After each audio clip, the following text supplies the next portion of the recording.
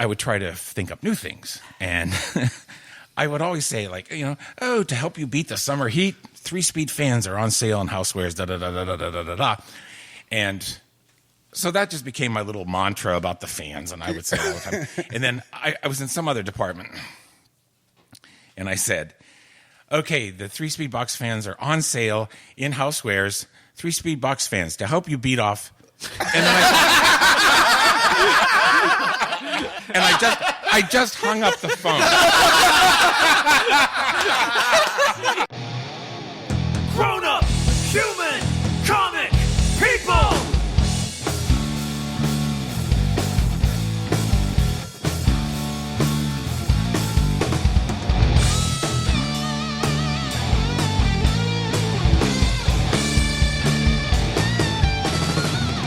Grown-up, human, comic, people! Goddamn, I'm excited. How's everybody doing today? Good. Good? Yeah. Good. Well. Welcome to the show. This is Grown-Up Human Comic People. This is a very special episode. We have I'm super excited for the guest.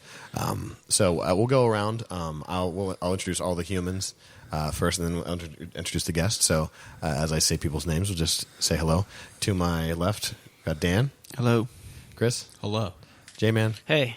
Big Dick B. You can say it. It's true. It's a great here. Danny. Feeling very inspired and blessed today. I'm Jared. We are the... What? We're the humans. Okay, I'm still making pancakes at your mom's house. Thank you. There you go. And we have a very special guest. We have Pittsburgh legend Rick Sebak's on the show. Rick, say hello to the people. Good morning. Good morning. Yes, welcome. Thank you so much for coming out. I guess you Yeah, listen to a podcast at any time, so it's Yeah. hello, isn't it? Yeah, just I always hate it when they rebroadcast pledge breaks where we're saying tonight, and it's like 10 o'clock in the morning. Well, it's not tonight. They don't drive it into us hard enough. Hello, good day. It's funny you should say pledge break. I'm just to start off with a quick story real fast. I didn't even think about this until just now. So when I was a really little kid, the pledge breaks would come on, and there'd be some cool stuff that you would get if you pledged a certain amount of money. And so I would pick up the phone, and my mom can attest to this. And I would pick up the phone and order or pledge however much money in her name to get the stuff. And then she would have to she'd catch it halfway through and be like, "Oh, I'm so sorry," and then she'd feel bad and she'd have to pledge the money anyway. So what kind of stuff did you get? Do you remember any of the stuff that you got? I don't remember. Did we get any stuff? I think usually on children's shows they try to say, "Kids, get your parents." Oh yeah. Although none ever do. Yeah. I wanted a stuffed Big Bird or something. I don't know. Anyway, so that's So here, where you can find us at grownuphumans.com, epicastnetwork.com/grownuphumans, iTunes, Stitcher, Libsyn, Facebook, YouTube, SoundCloud at Grownup Human Comic People, and Twitter, Tumblr, Instagram at grownuphumans. We got some plugs. Stop down, Dan. You want to tell them where to find you? Yeah, 1931 East Carson Street. Stop down, Southside Comics. All the books we talk about or anything nerd inspired, you can come down and check it out. We're also on the web, southsidecomicspgh.com. You can order. I can mail it to you free of charge for a certain amount. So, check it out. Cool. Greg, you want to plug the band? Yeah. Hey, Midnight Rose. 3 out of the 4 of us are right here on this podcast. And, if you want to check out Reverb Nation, we're on there. YouTube, we're on there. That's Midnight, MIDKNIGHT, Rose. I almost messed that up. And, what did I say? Reverb Nation, YouTube, I guess Facebook and Twitter. Yeah. But, throw a party in your basement, have us come play, and it'll be a great time. And then if not there, come check us out somewhere else. Okay.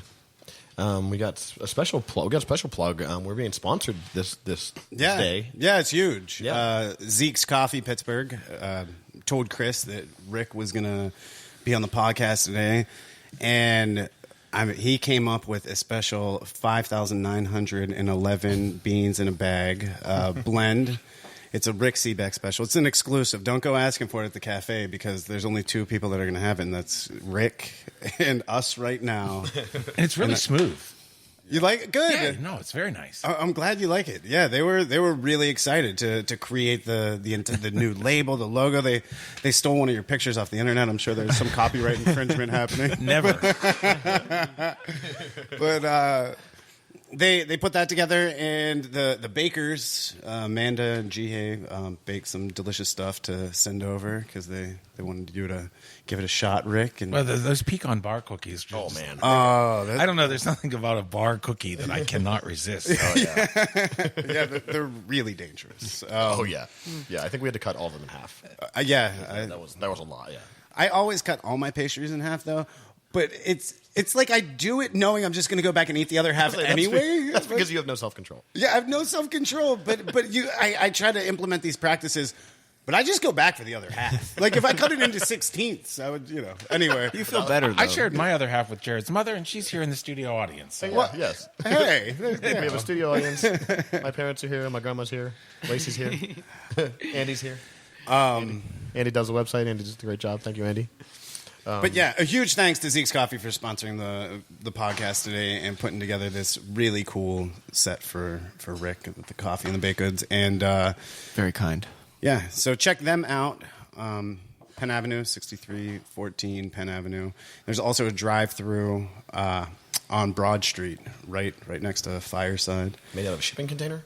Made out of a shipping container. Yeah, go check it out. So there's a drive-through made out of a fucking shipping container. Like one of those big metal box things? Yeah, like the thing you see driving down the highway, like when you're on the turnpike and you're next to a truck and you're like, fuck, I either need to get behind him or in front of him. Like this thing's going to smash me. Well, it's that without wheels or an That's engine. cool. And they retrofitted it with That is neat. That sounds like the sort of thing that could be on a documentary of Rick. Well, actually, it just made me think. Is it just perception? I drove to North Carolina and back for Christmas, and the trucks wait for sunset. Yeah, yep. Yeah. Yeah. I mean, after dark, there's so many more trucks. Absolutely. Yeah. Trucks And- are vampires. That's a hashtag? And I thought, do they just not want to drive during the day, or they think, well, nobody will notice us at night or something? But Probably because all these guys are getting paid by the mile, right? And you could probably clock so many more miles. That makes sense. With Yeah, less traffic. With less traffic, if you're getting 35 cents a mile, that's what I'm guessing. But it does at night. Driving on the turnpike, if you stop at one of those gas stations, you just look out. I mean, it looks like a caravan of elephants. One just butted right up against the other, dozens in a line. And it's really annoying if you get stuck behind two that are pacing each other. And you're like, what the fuck is going on? It's even more terrifying when you're in between them and the median. Oh, yeah. I can think a few things more anxiety-inducing than driving on the turnpike in the rain next to a tractor trailer and That's beside terrible. the median. actually, I remember I read one time the truck drivers, they said, if you're going to pass us, pass us. Yeah. They hate people that get in that they're beside them, between the median and them. So I always make sure there's a clear shot and just go as fast as I can to get around. But no matter how aggressive the truck is being, you come to a little upgrade and you can always just fly by. Yeah. Even when I drove a 3-cylinder Metro in high school, I was capable of passing those trucks on the Like a Geo Metro? Oh yeah, legit Geo Metro green. Oh, man. So you could fit in that car, and that's it. If you had a date, you had to strap her to the roof. Oh man, I think I had one legit girlfriend in high school, and I think she dated me because of that car. She was like, "This dude, there's got to be something cool about him because he's showing up in this car, and this is the least cool thing I've ever seen." So maybe there's something about him. I don't know. The car was having a really shitty wingman who's juxtaposed against this thing. You're all right. I think that maybe she knew that no one else was going to try and steal you from her. Because you drove up in your car. There's no This is a threat. sure thing. Nobody's going There's to no try to. threat. Yeah, this guy's totally safe. Yeah, it was sad. But we put I used to put 6 people in there. And then my dad would take the keys away from me for a month. I actually have a Geo Metro story from, if some of you recall, I used to work at Dairy Queen. This is another Dairy Queen story. Chris has a lot of stories from Dairy Queen. It was not a good place for a 15-year-old to work. But the guy that trained me, he looked like an emaciated Kevin Smith. And So his Kevin Smith. Yeah, so Kevin. Yeah, I guess Currently. now Kevin Smith. Yeah. And his last name was Toot. Oh man. And he drove a Geo Metro. and he was a manager at Dairy Queen. So that's the best description of a person I know any of you have ever heard in your entire lives. So he's a- Mr. Toot. His Yeah. first name was Toot as well.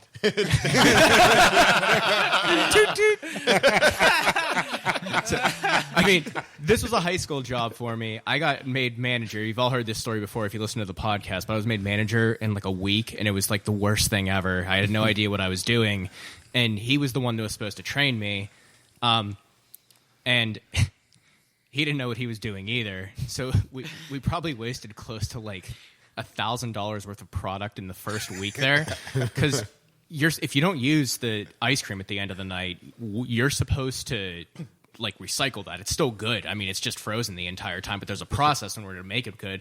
We were just throwing the ice cream out. We just thought nobody. And this Dairy Queen made like $68 a day. So at the end of the week, the manager comes in. His name is Fran, and we have Fran the man. owner, Fran the man. Fran the man, And we Mr. just Toot. walked all over him. We were just like, and he always tried to say his name was Frank or Francis. I'm like, whatever, Fran. Okay, your name is Fran.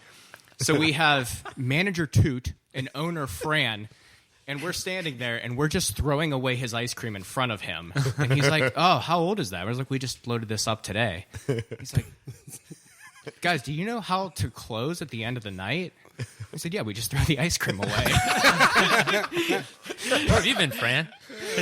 So that's bad. Okay, we destroyed this guy's small business. I felt horrible looking back on it, and I have way worse stories than this. This is a lighthearted one. But this was your first job. This is my first job ever. Where was this? Dairy Queen. I know Dairy. I don't want to say anything other than that. Just I think this Dairy Queen's still in Did operation. you have He an didn't old wanna- style sign on top with like the little tilted cone, or it. Okay, so just a big DQ? it's in Monroeville, and I won't say the street name, but it rhymes with Northern Pike.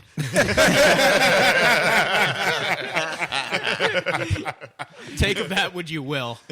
But the best part, like maybe it's not the best ending to this story, but for me it's great, is like 10 years later after all this happened, and this place is actually legitimately, I'm not just saying this because I ruined this guy's life, but the place really turned itself around after I left. They fired everybody, and it's okay. Like, you can go there and get a meal and a Blizzard, and it's going to taste good, probably, I would assume. You were the cancer that was killing that place. Oh, yeah, I take full responsibility. But I go in 10 years later, and who's there but Manager Toot? Wow, he's So- still there. Everybody there made minimum wage. It was 10 years later after my first high school job, and he's still there, and I was like, hey, Toot, what's I up? was like, please you call him by his full title, Manager Toot. Well, we just Well, came up some with that kind of today, post-apocalypse. and I don't want to use his full name, so I'm just going Toot right now because that's hilarious. And I go in, and we start, talking. Oh, what are you doing? Oh, I'm in college. I think I was living with you. I think in the South Side at this Right. point. I'm like, what are you doing? He's like, no, I'm just, I'm here, just doing. I was like, okay, so like, are you like, part owner? What's going on? He's like, no. He said he was the assistant manager. What? He got demoted. He got demoted. After you it was left. like kind of sad. And then I walked out afterwards after I got my lunch. And what is outside but his Geo Metro, which has to be like old enough to do porn at that point. It has to be at least 18 years old. Rick, so we've all talked about our like shitty first jobs, and I don't know. Did you grow up in Pittsburgh? I did. And what was your first job? What did you do? How old were you? My the first time somebody paid me, I down at Horn's department store downtown. Man. They used to do a talent show. And so in high school, I was in the National Forensic League, and I had a little bit that you would do on Saturday mornings in competition. So I said, well, hey, Mom, look, there's the, talent competition down at Horns, and I'm going to go down and do my little thing from the National Forensic League. She said, okay, whatever you want. And I could just hop on the streetcar in Bethel and Zingo, you're downtown. And I went and auditioned. I remember I had a suit and tie on. I did my thing. They said goodbye, blah, blah, blah. And they called me like 2 days later and said, listen, we don't want you to be in the competition, but would you be the MC? And I thought, wow, yeah, I would. And they said, we'll pay you $250, which was more than the first prize in the talent show. So I was like ecstatic. How old were you?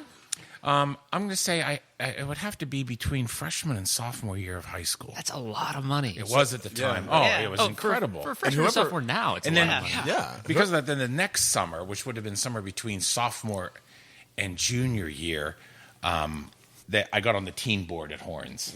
So, and back then, it was the unisex summer. Wait, what is the unisex summer? They had boys in the girls department and girls in the boys department. So, like, if you were on the teen board, you weren't where you would normally be, guys would have been in the guys department and girls, but they swapped them.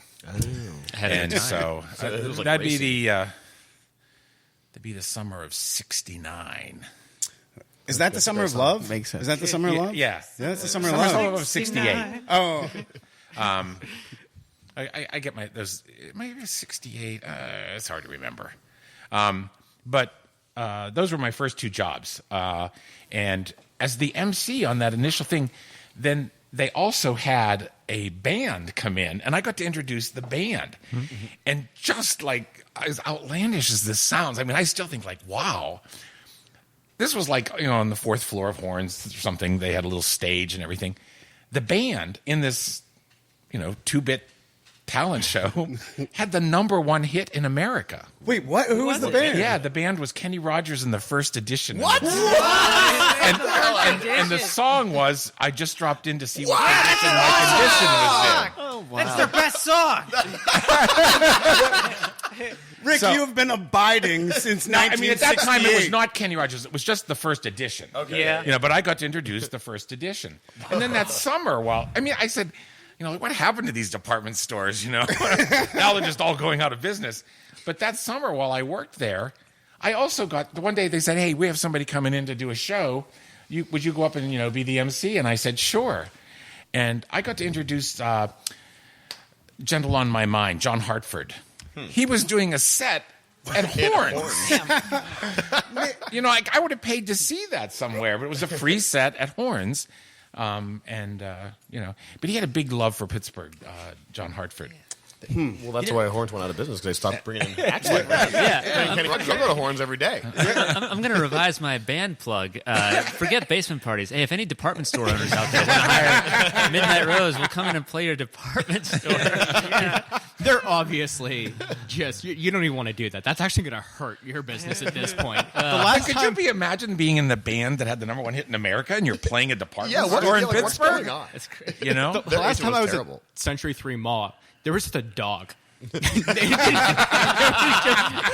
and a dog. That was it. No, it was just why it didn't. It wasn't owned by anybody. It was feral. It was hanging out wild in front of dog the inside stairway. small- Followed It was someone the in. dog. And also, there was security there. They knew about the dog. They're like, we just Yeah, can't nobody catch did it. anything about that. It's like a running like a Wile E. Coyote situation. They thought it was your There's service one- dog. There's one security guard that keeps trying to catch this dog. Is like driving him crazy. He's ordering all kinds of shit from Acme. Maybe that security guard is like the mall equivalent of Toot. So that was my good high school job. My bad high school job was the summer between, after my senior year in high school. I live in Bethel Park, really near Danny's Hoagies, if you know Danny's Hoagies on 88. And there was a Murphy Mart there. It's now a Walmart, but it started as Murphy Mart. And I got a job announcing the Blue Light Special.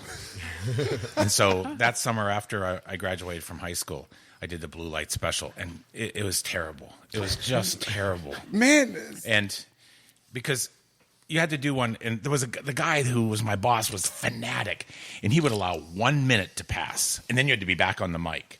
And it wasn't a mic; you just pick up a phone and dial like 77 or something, and talk into it.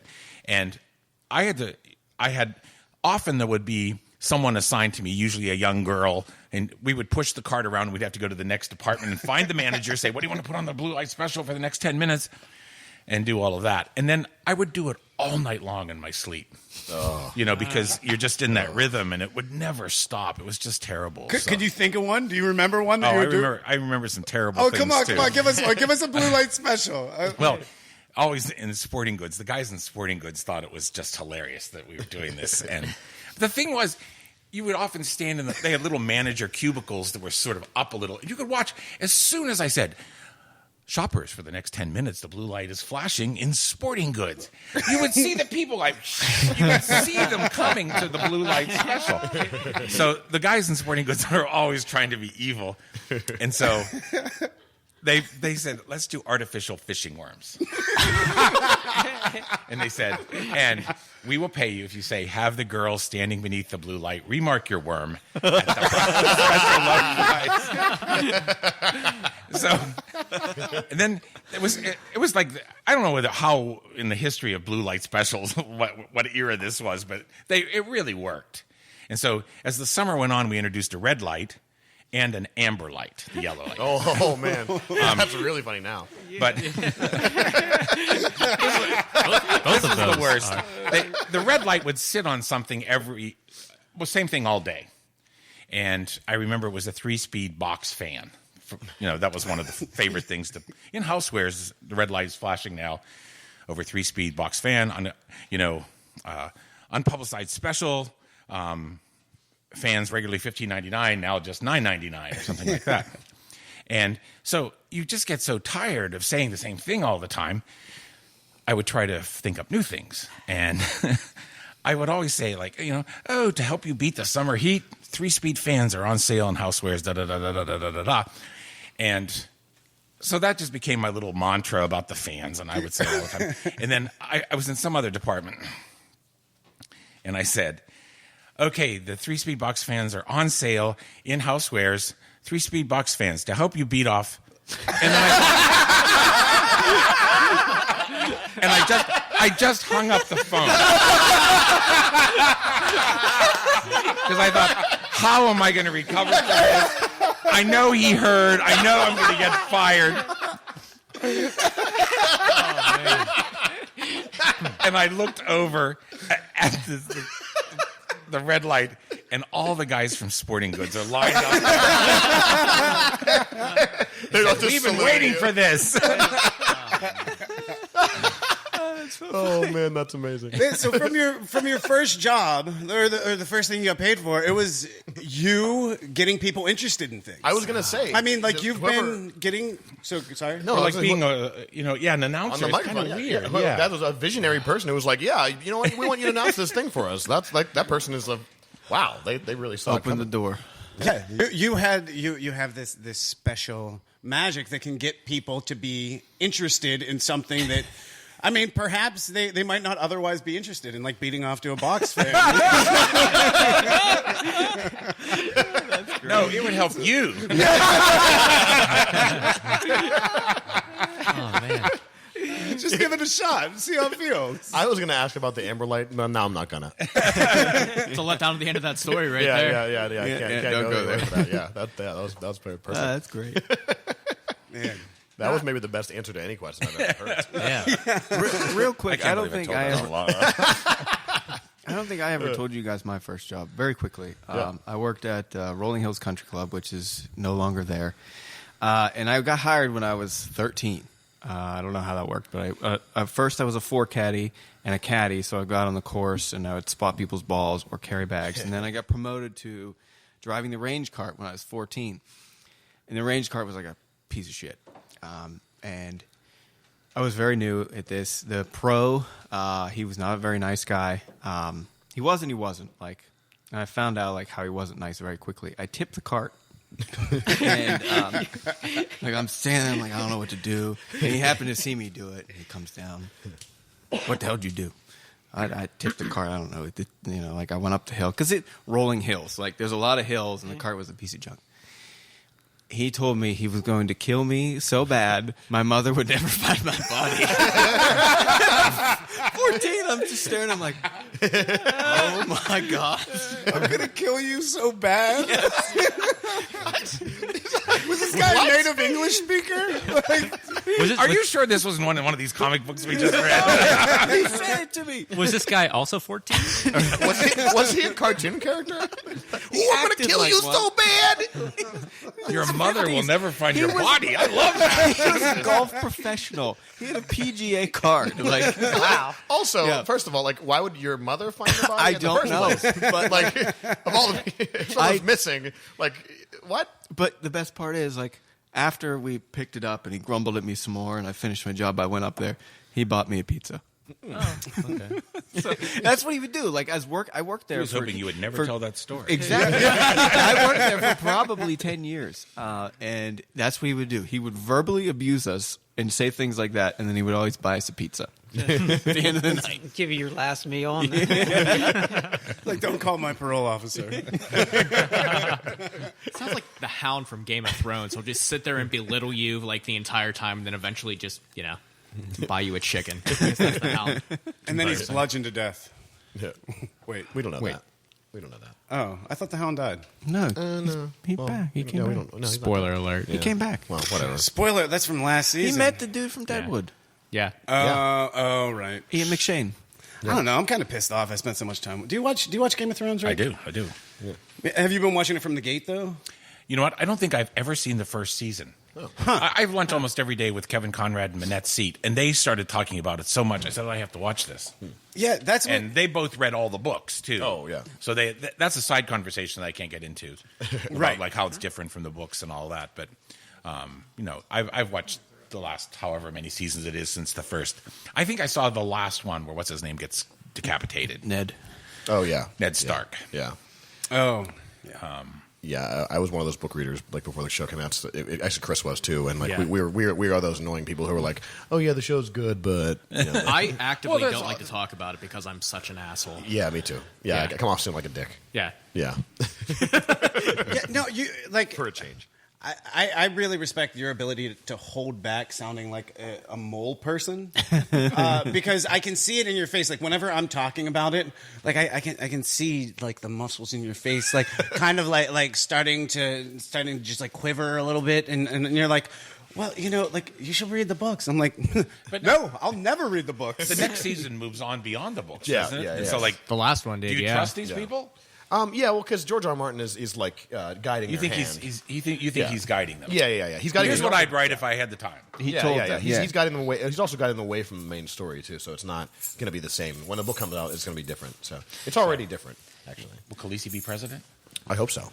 I had mentioned this before, but for the benefit of anyone, I think this was a while ago, like on Volume 1, or so if anyone didn't hear me talk about this with like Game of Thrones or Walking Dead, where the show deviates from the books, one way that you can like kind of sequester it in your mind better so that it doesn't, you don't have that conflict constantly while you're watching the show saying this is wrong. What if just some detail early on were different in such a way that like butterfly flaps its wings in one part of the world, etc. I don't know Game of Thrones well enough to know what thing early on, but anyway, like it could just be like kind of like parallel worlds, like sliders. It's like a different universe. Yeah. They don't spell that out for you, but you just think, if one little thing changes, then it can affect so many other things. So Yeah, I like that way of thinking because it makes me go less insane. yes. And also, the thing is, if you're so invested in this fiction that it has to be spot on, you should probably invest in your fucking real life a little bit, Like, invest in your real life and then let this fiction shit do whatever the hell they're doing. Yeah, there's 3 different versions of the story. Great, cool, I'm going to read them all. I like one. That's a very Pittsburgh like way of thinking. Yeah. Oh, you don't like what's happening in a story. Maybe you should go outside. Go for a run around the block. Yeah, go see what the girl down the Quit street's being doing. a jag. Don't worry about that. Yeah, you watch too my much TV God. anyway. Yeah, you ain't paying the cable bill when you ain't paying the cable bill. Yeah. You just can start worrying about it. We forgot to shout out Patty. She, hey Patty. Patty, yes. She gave us this. She donated this bottle of Delicious 10-year Bullet Bourbon 10-year. Bourbon 10-year, yeah. And Rick brought some Dad's Hat Pennsylvania Rye, which I'm going to get into as soon as I'm. In fact, I'm going to Delicious. right now. I'm going to cheers. We didn't cheers. We did not Shit. cheers, I know. Man. Off our game. I was so excited. I need to, Just like I need- where I need everybody a little- knows your name. I need Yeah. a little dad's Yeah. in my cup. Yeah. So yeah. Get some. Yeah. Get some. You got it. Chris now has a. Yeah. There you go. Okay. We got everybody. Yeah. When I just Except Big cheers Dick B. Rick here, his orange from his drink fell into Jumped my into martini. his glass. Yes, Rick's orange jumped into Chris's glass. It was. Obviously, we have a connection. Chris, This that orange means and that you're the chosen one. I am the chosen one of Okay. oranges. I have a very Pittsburgh question for you, Rick. You get a lot of people who hit me up. I've lived in Pittsburgh the majority of my life, right? And so somebody will say, "Hey, my friend's coming to Pittsburgh. What should they absolutely do?" Right? And I find myself after being here for 35 years, I'm like, fuck, man, I don't know. Yeah. I'm not sure. Like if somebody's coming, if they want the quintessential Pittsburgh experience, I'm like, take the incline, It's okay. Yeah. But I used to have. I did it one time. I think the Warhol actually asked me. I think one time to come up with 10 things, and then I decided what you have to do is you have to have 2 lists. Yeah. You have to have 10 quintessential Pittsburgh experiences. Ride the incline, go to the Warhol, and then there's a secondary list of like if somebody you knew in college was coming to town, where you would take them. You know, and Right. actually. We did an exchange one time with Russian television at QED. And from down on the list to top of the list became go to Gabe's. That was on the secondary list. like Gabe's discount. Yeah, Gabe's. Oh, my God. The Russians, prices. the Russians love that place so much. I mean, they bought so many presents and all of that. But, Gabe's used to be not as swank as it is now. Right. No. Right. It used to be just tables of, like you had to go It's like a through flea market. T-shirts. Yes. Yeah. And I can remember driving to Washington, PA. That was where the first Gabe's I knew. And so, but there are places, I mean, that you might not. I actually, those murals at St. Nicholas in Millvale, there's Pittsburghers that haven't been there. Man, yeah, that's And that's a place you have to go. And, David Byrne wrote a book about riding his bike around the world, actually, in cities around the world. He takes his bike with him. It's a little fold-up bike. And he came to Pittsburgh, and his big goal was to see those murals at St. Nicholas in Millvale. And they are so startling, and I think because it was a Croatian Catholic church, nobody was talking to the bishop or to Rome or anything. And these murals are like astounding. Justice wearing a gas mask, and what they're incredible. I've never seen these. Yeah, oh my it's- God, it's- they're just yeah. astounding. Yeah. They're in a church. Huh. Yeah. They were It's done way by up a- on the hill. Like you wouldn't even know it was there almost. Right. Yeah. I mean, it's one of those secrets of Pittsburgh that I actually, in the Dirty Dozen bike race, they ride up that hill. Yeah. Because it's one of the steepest hills in Pittsburgh. And the church is at the bottom of the hill, but it's still not, it's not on the ground floor of Millvale. Yeah. It's up on Yeah. the first side hill. And that's the you- church that's allegedly haunted, and there's like the Yeah, I always stay away from those stories, but yes, they talk about the fact that the guy who was painting them often said that the priest was there and the priest was dead, right. and so it was telling him what to do and things like that. That's awesome. Actually, Yeah, my favorite thing.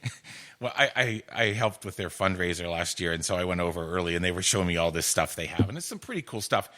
They have the letters that the artist Maxo Vanka wrote to his daughter back in Croatia while he was doing them, and he illustrates them.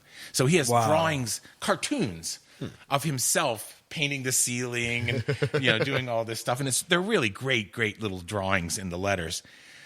And they had I'm going to say it's either the late 40s or early 50s.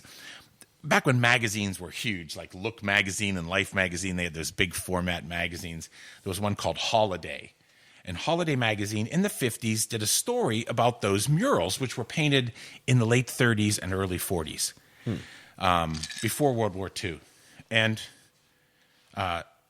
you know how like in magazines sometimes they'll pop out a quote and make it big? Yeah, like right in the middle. Yeah. And so this is Father, I wish I could remember his first name, Father Jagar was the guy who commissioned these, commissioned Maxo Vanka to come and paint these from Croatia. He came over, and there's a quote from Father Jagar that they've popped up, and it said, "People come from around the world to see our murals, and Pittsburghers will not cross a river to see them.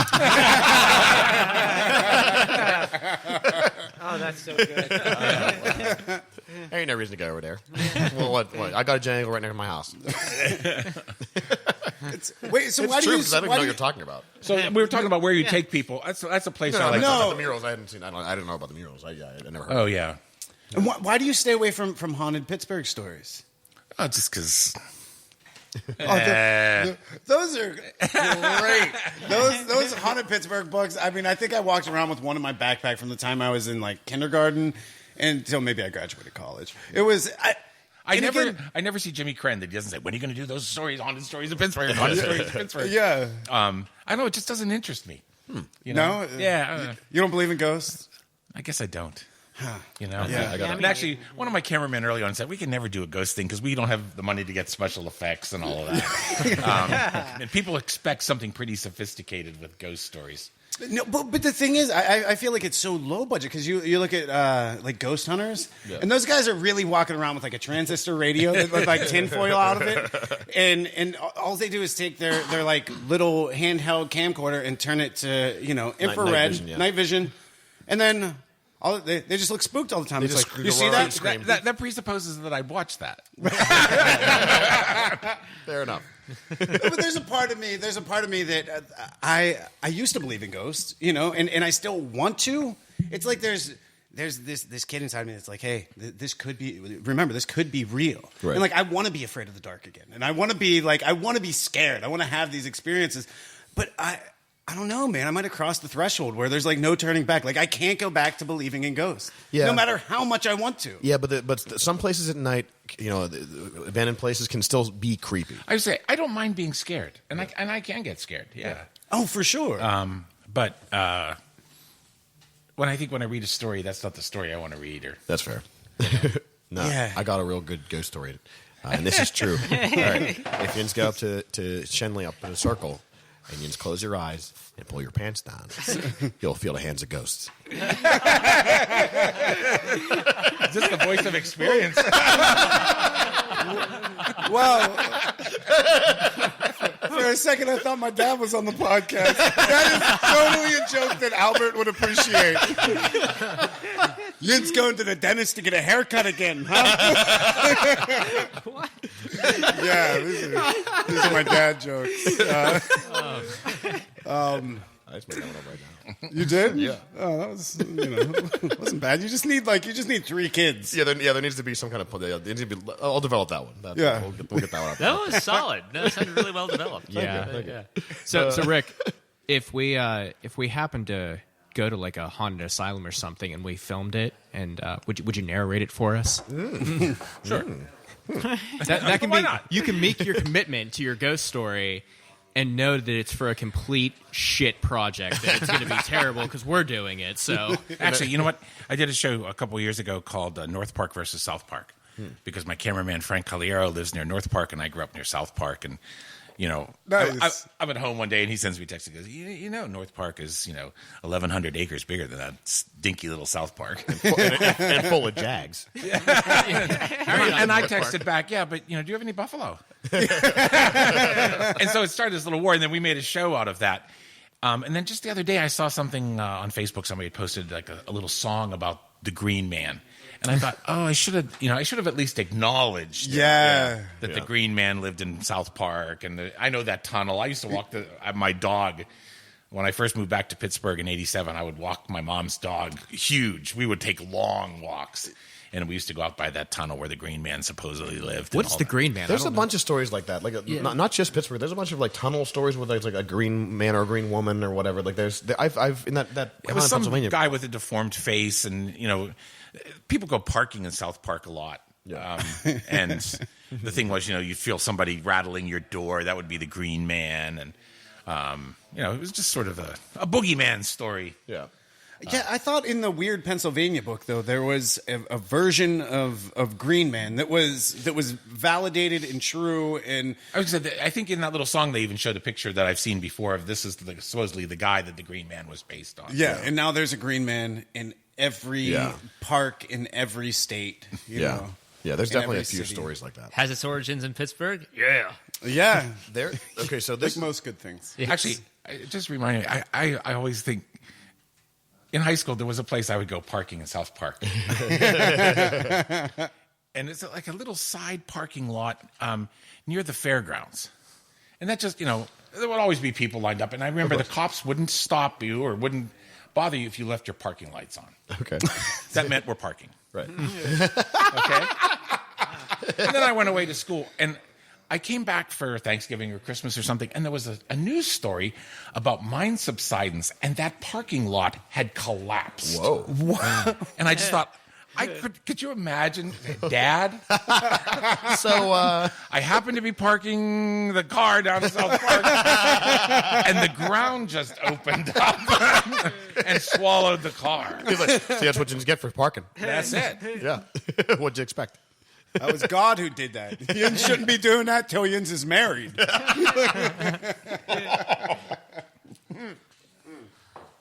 There's actually a really creepy story. I think I've told you before this story. I said that like I was Eastern European. I think I've told you this before, this story. But so there was. This is true actually. There was somewhere in Pennsylvania. There was a guy who owned it was kind of a farm, and there was a farmhouse. And at some point, he snapped and he murdered his family in the house. He went to jail, and somehow he got out of jail later on. And he comes back to his property. He begins a project. He builds the same exact house right next door, like within 30 feet of the original house. They look exactly the same. He goes back after he's done, like the day after he's finished, goes to the back porch. Hangs himself on the porch of the new house, and there are pictures of these two houses side by side. Like this is not like a neighbor house. This is a house that someone built right next door to the house. Like you could throw a stone and hit the next house. Like it's not On the same property. On the same property. I mean, and there are no other houses. This is a farm. Like there are no other. This is not a neighbor's house. This is, like I said, this is these are two houses that are right next to each other. And there are pictures of people who have gone inside and like taken pictures of. They tore the one house down, so it's not there anymore. But The old house? I don't remember which one. The older one. Come on. Right. I thought you were going to say, set the old one on fire or something. Yeah, that's what I thought too. Oh no, yeah, no. He built a new one and then killed gave himself it in an it. equally. Exactly. Yeah, it's crazy. You can go online. I forget the name of it. It's like something farm, and you can go online and see pictures of these two houses creepily standing right next to each other, looking exactly the same. It's crazy. Yeah. So that's my actual kind of freaky story for this episode. I don't know how do we get here. It's just how it works, man. Just let it You're flow. right. Yeah, you're right. No, but thinking about like things that you were interested in or you believed in when you were a kid. Mm-hmm. Rick, you read all the books. You read Grand Passion.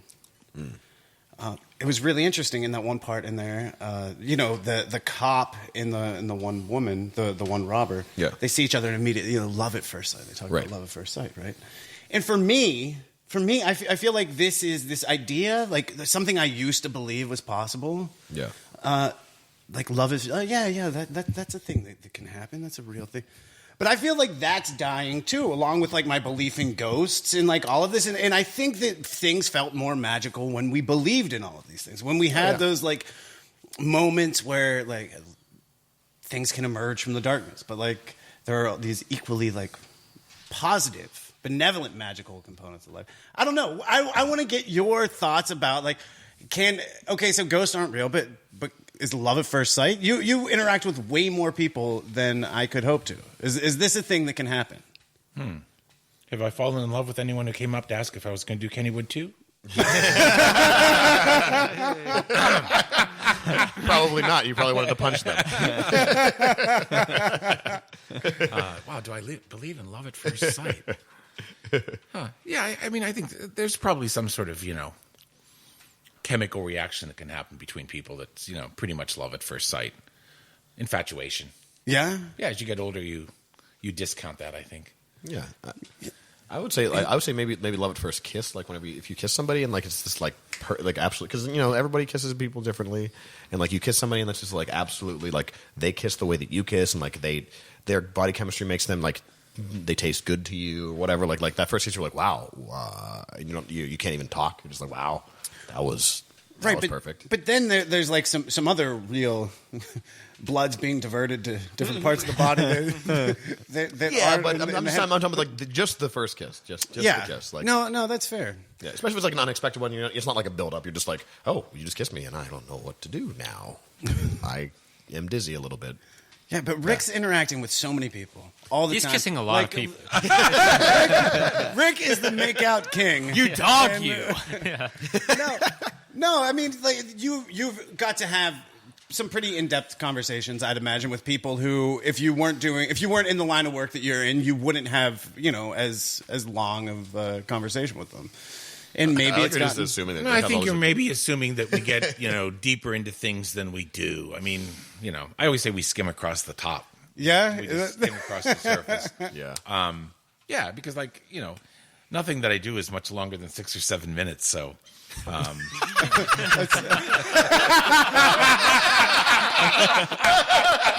that's all it takes. Clapping into the microphone for that one.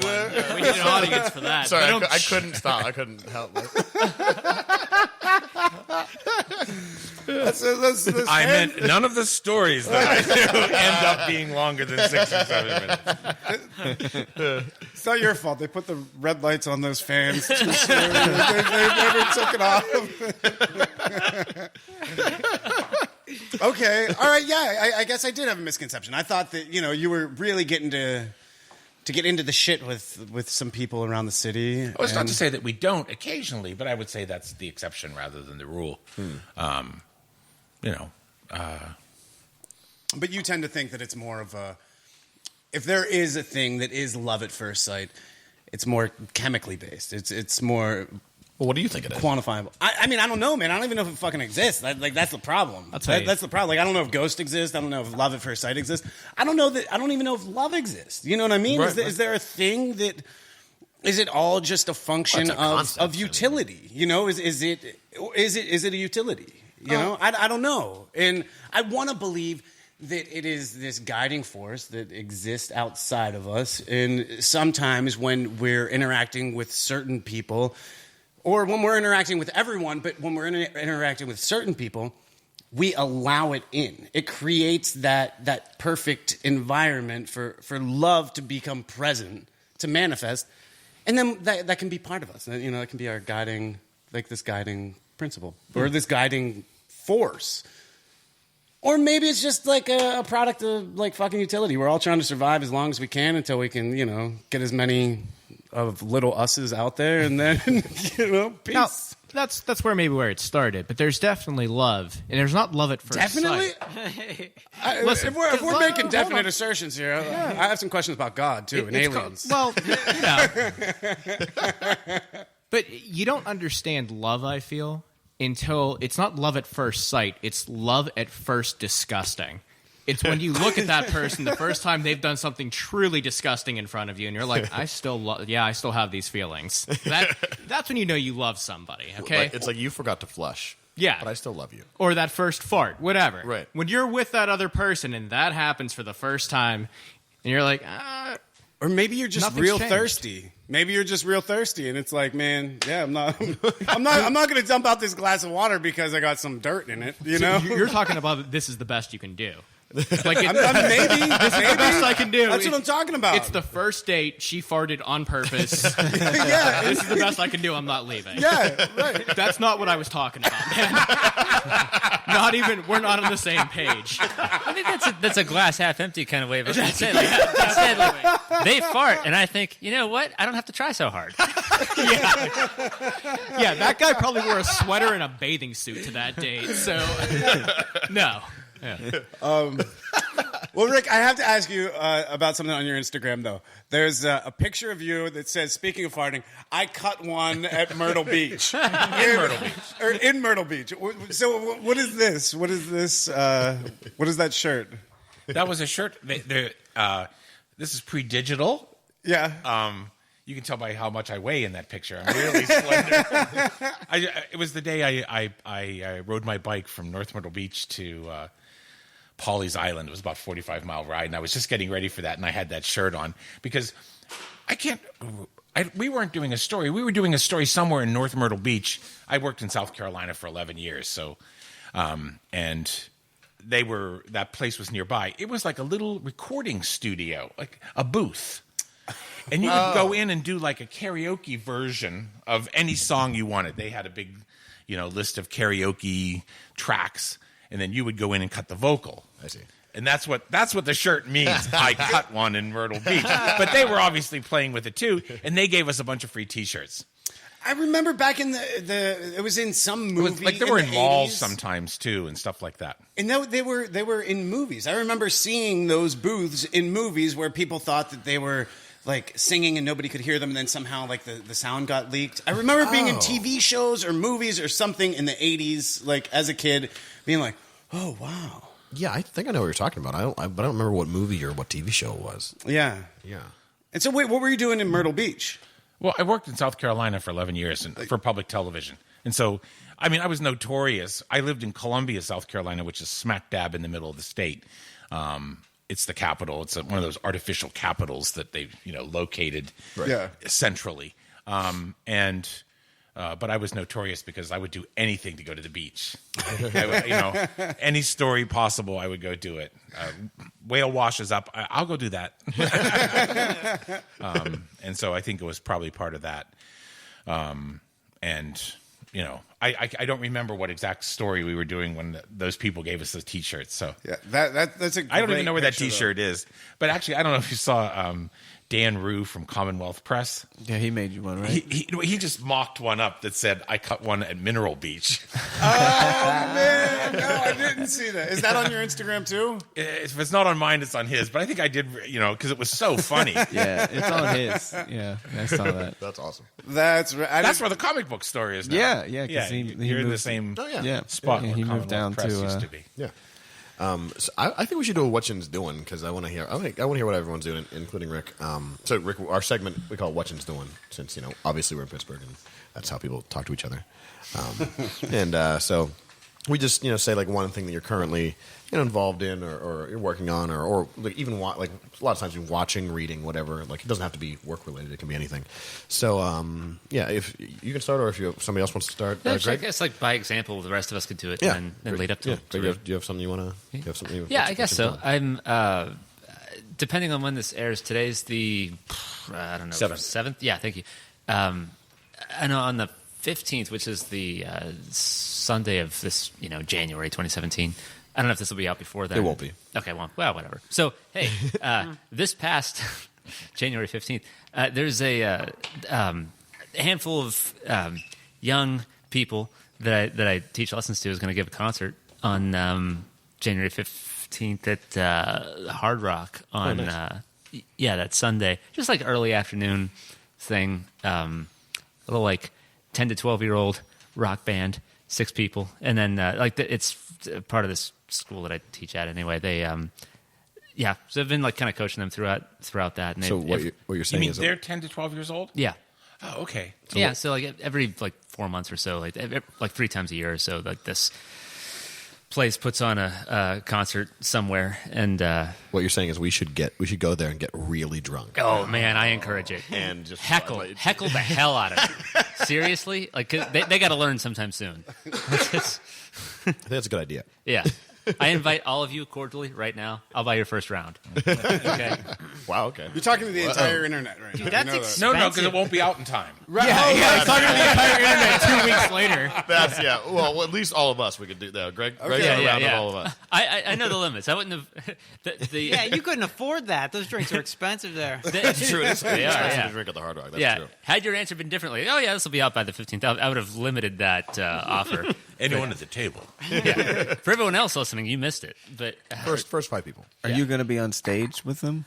I'll introduce them. I'll probably say, "Hey, everybody, these are Oh, we got to go. Do they have a name yet? a couple of 6-year-olds, sixth graders." Sorry. They started calling themselves the Copycats because they're doing cover songs. You know what I mean? Okay. It's not the most original. Just like thing. School of Rock. Yeah. You know works what? at School of Rock. It is. Yeah. Actually, we were talking about Castle Shannon before. I held back from saying that's where one of the places where I teach. So, yeah. So, yeah. I always like to say that if the earth opened up and swallowed Castle Shannon, I wouldn't care. But that's a person who used to have to drive to Bethel Park every night. I love Route that. 88 seems so long, and the traffic is always bad. And if the Earth just like opened up and took Route 88 and swallowed Castle Shannon with it, well, because Castle Shannon is really long and narrow right along Route 88. Those are the worst intersections along 88 too. Oh, They are. Well, we wouldn't have that fantastic haunted house they put in the school there, or the fire. Is it firehouse? Firehouse, The yeah. firehouse. Yeah. Yeah. Do they still do that? yeah, they do. Well, the We school's used to not go there all the time. anymore. Okay. Well, yeah, but anyway, The fair. Yeah. Yeah, when I was a little kid, there were two big fairs: St. Valentine's and the Castle Shannon Fireman's Fair. Oh, yeah. They had a Ferris wheel and The haunted school is my favorite haunted attraction. Oh yeah, me too. Which was, I mean, it's been years obviously since it's been in operation, but that was my favorite. Yeah. In fact, that's what I should have asked her because I'm a big Halloween fan, like of all the macabre whatever. I mean, dang it! You know what? We're in the middle of what she's doing. You can still ask questions. It's fine. Okay. There's no format. What is your like? Have you been to? Do you enjoy haunted houses? And if so, do you have any favorites? Because I'm a big fan of those things, and it's such a shame that they only happen once a year. Please indulge us. Me meaning. I've had a tour of the one. What is it? Scare house. Scare House. And I think I did like a podcast there. Oh really? I remember that, and they actually came to QED and did something too with me. But what was I afraid of? But What were you afraid of? I said I think my biggest fears are health related. Oh okay. You know, like brain tumor, heart attack. Those are things that I think are really scary. We empathize with you Stroke. on this podcast. Yes, we do. And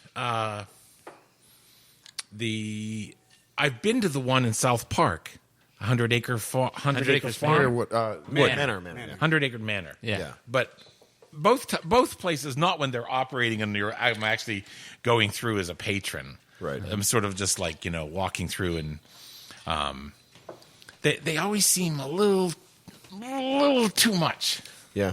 Like they're trying too hard. Yeah, it's like they're trying too hard. Because sometimes minimal things can scare you to Absolutely. death. I remember when we were a kid one time in our basement, and KDKA used to do a thing at Halloween called a fright kit, and it was just sounds. And it was so scary. And I remember we had turned off all the lights, my brother and I, and we were like loving this thing. And all of a sudden there was just a little light that flickered in the basement. And we were like terrified. It was the heater in the aquarium. But we had totally forgotten, like the heater, just when it got cold enough, it would turn on this little light, Right. and it would flicker. And I mean, we were terrified. What's that light?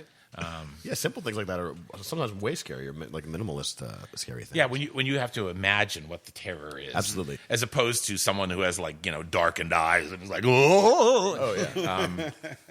I often don't find that scary at all. Yeah. But Yeah, it's funny you should say that. I used to work at Kennywood doing Fright Nights. I was in the I clown. was hoping maze. you would tell this story. Yeah. Okay. Yeah. So I used to work at the clown maze, and there was my favorite part to be in. Well, other than being outside was the best.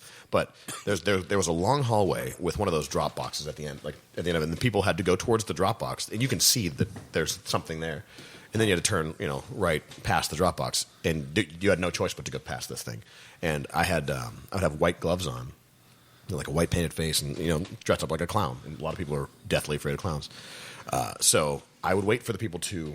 I wouldn't wait for them to get, because a lot of people would just wait till they were halfway through the line. They just drop them like and wait, make a loud noise and stuff. I would, as soon as the first person came around the corner, I would slowly lower the box so that you could see the hole in the wall, and they would have to walk towards it. You have white gloves on too. Oh yeah, Right? white So they gloves. could Well, the thing is, I would lower it so you couldn't see the gloves at first. Oh, okay. And then, if you're listening, you just imagine in your head. So, now there's just a black hole in the wall that you have to walk towards. Then I would slide from the sides of the thing, slide my hands slowly around, and just to keep them there. So I'm gripping the sides of the hole. Now there's a pair of hands, not attached to anything, and they're glowing in the dark because there's all black lights. And then, like, these people they would have to slowly move forward because the person in the front's like, no, hell no. And so they and then like slowly like raise my head up and just like be smiling, not saying anything, not laughing, anything, just smiling and staring at these people as they're walking towards this black hole with a clown head in it. And like so they're slowly walking, and then slowly. And this hole is only it's big enough for me to fit through, but not by much. And so I would just slowly start to creep out and like put one foot up on it. And so I'm like basically squeezing through this hole very, very slowly. And these people have to walk towards you, and they're staring at you the whole time. They're up against the wall. They're just, and then finally, it just like watching each person go by. And you pick the one person who looks the most scared, and you just look at them and like cock your head and just like, nah!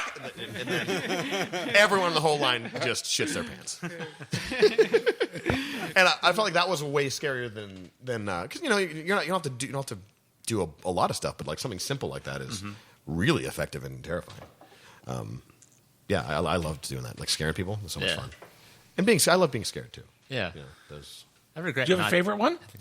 Yeah, what's your favorite one? Me, I do like. I mean, there's a slight advantage because Kennywood does have roller coasters. So I whenever I go to Fright Nights, that's I could just easily vacillate between roller coaster mood and haunted attraction mood.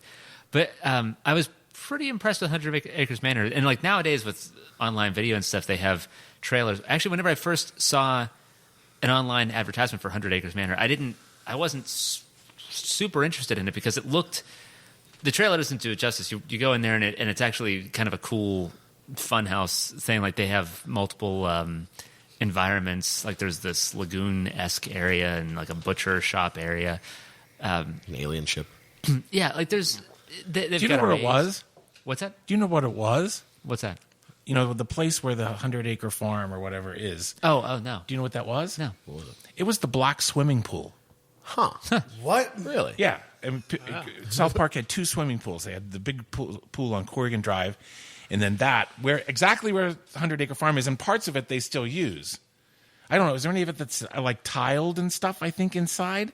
Like I said, there is like a lagoon area. Like I guess at the lagoon area. See, that makes a total sense. Yeah, there's plenty of water. I guess. But I mean, even in some of our shows when we do stories like with Teenie Harris, there's tons of beauty pageants that were held there, and it was called Sully's Pool. But black people and white people, everyone referred to it as the Inkwell. Oh my god! Nice. Holy shit! And I mean that was its nickname, the Inkwell. Oh man! That's But it, and even after desegregation, yeah. it survived. It lasted into the 60s. I guess at that As point, a segregated pool, it lasted into the 60s? Yeah, as a segregated pool. so it was just kind of like You know what? In terms of integration and segregation, nothing is as controversial as pools. Yeah, you're already swimming in other people's pee. That's yeah, true. That's true. So, Would you rather yeah. swing on black pee or white pee? Yeah, It's up to you. you should really know. Like everyone's pee is the same. Yeah. You're saying this though from in a very real historical context. Like, Yes. pools have been. Yes, I mean, like I mentioned it in Kennywood Memories that they closed the pool for a while because they were afraid of integration. Oh Sorry, I yeah. forgot that there was a pool there. Yeah. Yeah, I mean, Kennywood had a huge pool. It was as big as like Dormont Pool or. Was it what is now the where you do the boat thing in the middle? No. It's up where Phantom's Revenge is. Oh, okay. Oh, so right near the road. Yeah, it was up there along the road. Yeah, Oh, it was a huge swimming pool that Johnny Weissmuller used to swim in. He has local origins. Before he was Tarzan, he used to swim in the Kennywood pool. Is he the original Tarzan? I don't think The one he's- that actually did that vocal? Yeah, that thing? he Okay. is. Because that's crazy. I don't know how any human... it's crazy. I've searched the internet trying to find better versions of him actually doing that because it's so... It's it like doesn't beyond sound a yodel. Yeah. Oh, yeah. It's like a yodel and a half. It's crazy. Yeah. And no one has ever been able to replicate that. Well, when's the last time somebody with like a good Tarzan you can think of? Gosh, I don't know. Yeah, I don't know. But anyway. Speaking of Tarzan, the new Tarzan movie, talk about like racist weird shit. That movie was awful. Did you see that? No. It's terrible. Like you don't realize like how How is it racist? It's Tarzan's racist to be It's like the the Jungle most Book. racist. It just begins like so you start with it being racist. Like it's Well, yeah, the no, I white get that. savior So thing. you have you have all like these brilliant cultures and traditions that have existed for millennia, and they're all being slaughtered. But what it takes, all they need, is one white man born in the wild to save all of you, bring you together and unite behind. It's like that. It's like enough. Yeah, This is terrible. I didn't, because I loved Tarzan and I loved George of the Jungle, and like as a kid, you know, like, I used to wake up if I could get up a half hour before school. I knew I could watch George of the Jungle, and I if I did, like I would go into the singing the song. Watch out for that George of the Jungle, strong as you can be. Watch out for that tree. Watch out for that. Oh, yeah. And so my dad was like, "Hey, you want to go see Tarzan?" I was like, "Yeah, for sure." I'm like pretty excited about it. And I sat through it all, and he's like, "What'd you think?" And I was like, I never realized how racist Tarzan was. He's like, oh, yeah, you have a point. That movie like came and went like in a second, didn't it? Oh yeah. The production value was huge, though. I thought it was like the special effects and everything. It wasn't off putting for me at all. Yeah, I think it was entirely based on Alexander Skarsgård's abs. Yeah. They were like, how are we going to sell this movie? Abs. That's what's going to sell I'm this telling movie. you, hey. So I think we're still on What Yin's Doing. Is that's what's going on? I think Yeah. so. Okay. What? So I'm done now. Okay, so that was Greg's. Yeah. Greg liked the haunted house back in October. I think by the time this comes out, or it'll be out like a week afterwards, my interview with the director of Lights Out in the upcoming Annabelle Lee 2 movie will be on Unscholars. Okay. Yeah, David. He if anybody's ever seen, I don't know about the original short that he was famous for, but I forget David's last name. I'm sorry, I don't have any of my notes in front of me or anything for it. But That's what we do. yeah, it's how we do. Good. My phone is not on. I'm not looking at Facebook right now. Good. But I actually came across him on Reddit, and we had a discussion. And Lights Out won Best Short Horror Film in a slew of different things. Is when that you turn the one lights where- on and the off. person is there and they're Yeah, not? the Okay, person's yeah. there in the dark every time the light switch Right. turns off. Right, okay. Chances are, if you've ever seen any like countdown of short horror films in the past 3 to 5 years, That's a you've good come one. across it. Yeah, it's a huge one. It has millions of views on YouTube, and they gave him a option to make it into a full movie, super low budget, expand on the script.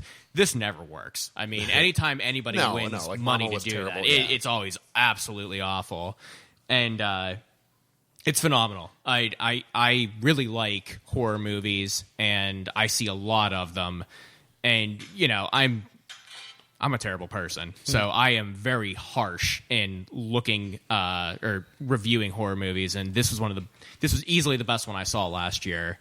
And the short's phenomenal. It's both by the same name, Lights Out.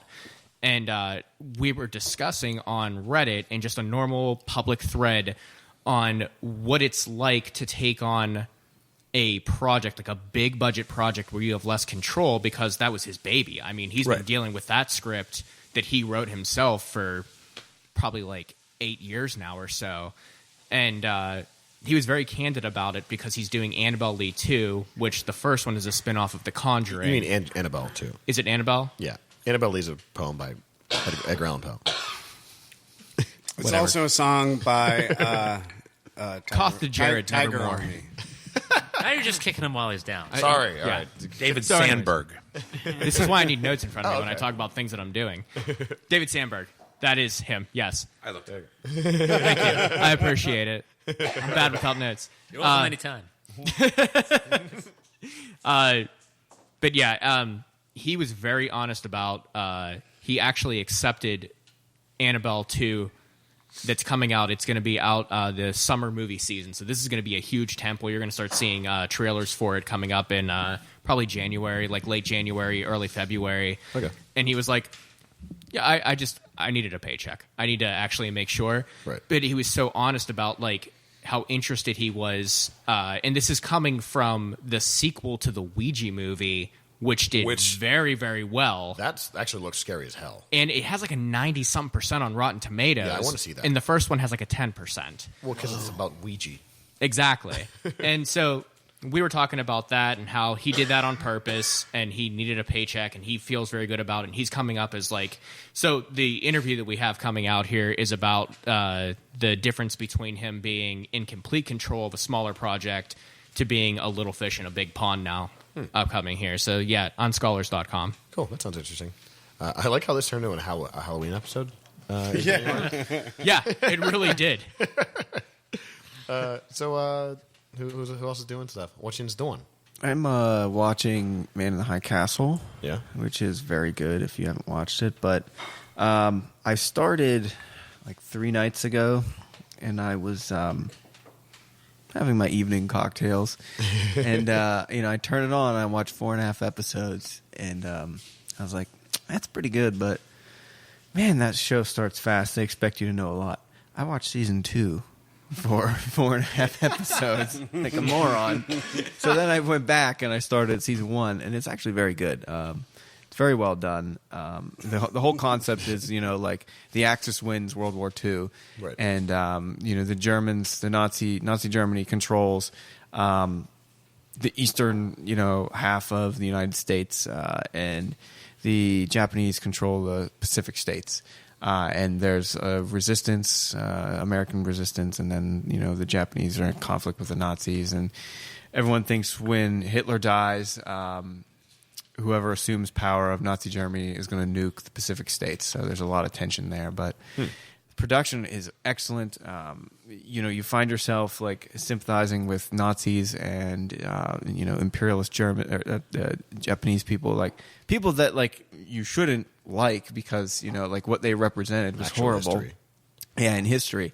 And they even talk about it. They're like, there's reference to they had camps in the States and they killed, like, a bunch of people. But, like, one of the main guys, he's an American-born Nazi official. He's an Oppengrubenführer.